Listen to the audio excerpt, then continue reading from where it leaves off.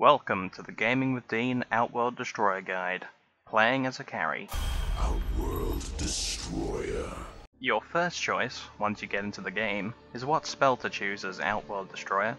For this guide we are choosing Arcane Orb. It's an active ability that can be cast as a spell or turned into an automatic attack by right-clicking. Next you need to buy your starting items. I prefer 2 Mantle of Intelligence, 2 Tangos, and 2 Iron Branches. This will give you a great mana pool and a lot of offensive damage for last hits, while giving you enough consumables to last until your first regeneration item. Outworld Destroyer's first ability, in order of appearance, is Arcane Orb. It adds to, and has, the same cooldown as your regular attacks, and deals true damage type equal to a portion of your mana remaining.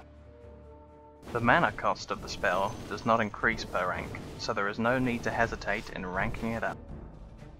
Outworld Destroyer's second ability is Astral Imprisonment. This is a crowd control spell that removes an enemy or ally from the game in the place that you cast it on them for a few seconds. If the target was an enemy, you steal some of their intelligence stat for 60 seconds. His third ability is Essence Aura. This is a team buff that gives a chance for nearby heroes affected to replenish their own mana by casting spells. Outworld Destroyer's ultimate ability is Sanity's Eclipse. It is a large area of effect spell that checks your intelligence against every enemy affected. If yours is higher, you deal magic damage depending on how much higher. If it isn't much higher, the enemy will lose 75% of their mana.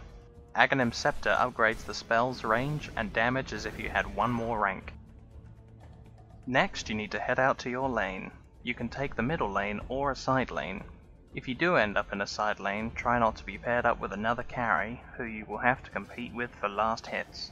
Some good pairings include support or melee initiator characters. Once you run out of consumables, you usually don't buy any more. If you're mid, you get a rechargeable bottle that also helps you take the runes, or if you're in a side lane, you take a ring of health from the outpost or secret shop that you later build into a refresher orb. Now save 500 gold and get your boots from either the outpost, or ferry it on the courier from the base if you're in the middle lane. Having boots will allow you to keep at range against people with equal speed, or harass and run against melee opponents that haven't got theirs yet. Next, buy all the remaining components for Magic Wand at the base, and ferry them out with the courier. Once you have them all, this will take your congested item capacity from 6 back down to 5. Now that we have the room, buy the 2 remaining items for Power Treads, Belt of Strength and Gloves of Haste. Keep the finished Power Treads on Strength mode until a point where you can have over 1000 health of them on Intelligence mode, as you will need the survivability early on. And then continue to finish both of your Null Talismans. The reasons we've filled out our inventory with cheap combined items is twofold. It will give us a combat advantage over anyone saving for something big, and gives us great last hitting power to save for something big ourselves. Participate in teamfights that are close and look promising, but don't go too far away to do anything at this stage. You are a carry and your team need you to make money for the late game a lot more than they need you wandering around.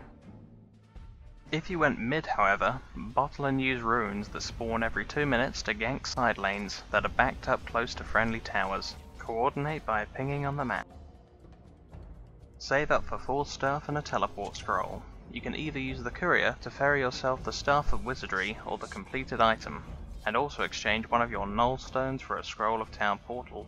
But don't sell the Null Stone, ferry it back to your storage.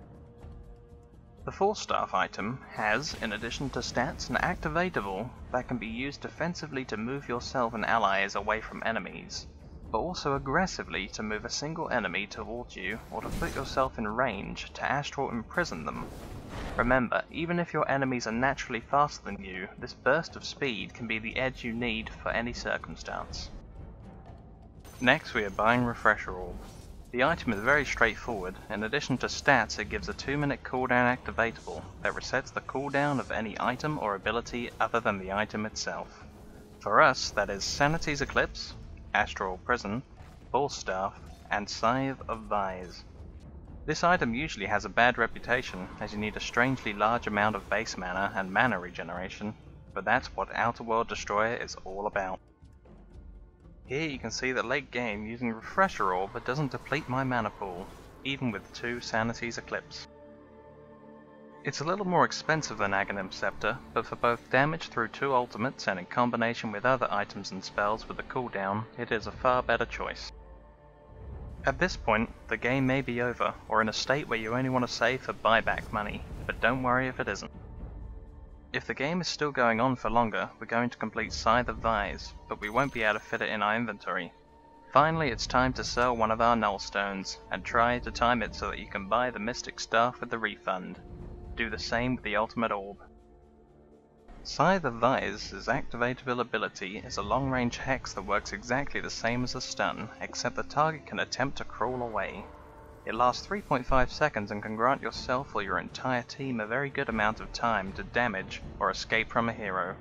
With Refresher Orb, that can be extended to 7 seconds. Tactically, Astral Imprisonment has many pros and cons. You can drain enemies' mana when you take away their intelligence, but you can cause allies' ground-based attacks to miss, such as Windrunner's Power Shot and Venomancer's Gale. In addition, some targets may actually benefit from the time you give them, as low cooldown spells such as Sven's Stun might leave you worse off than a regular damage trade-off.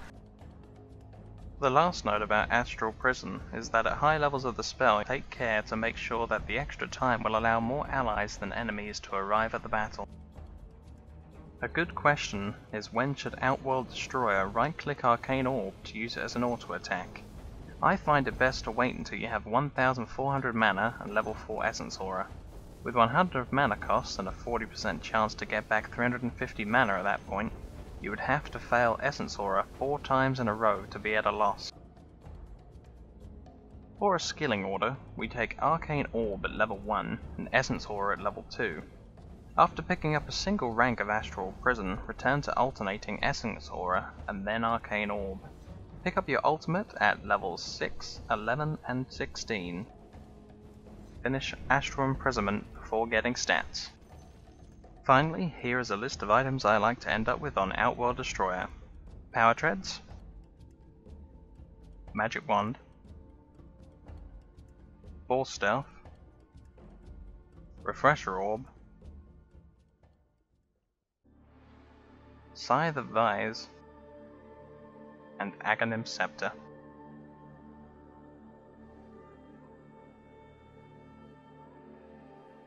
If you enjoyed this video, like and discuss it down below.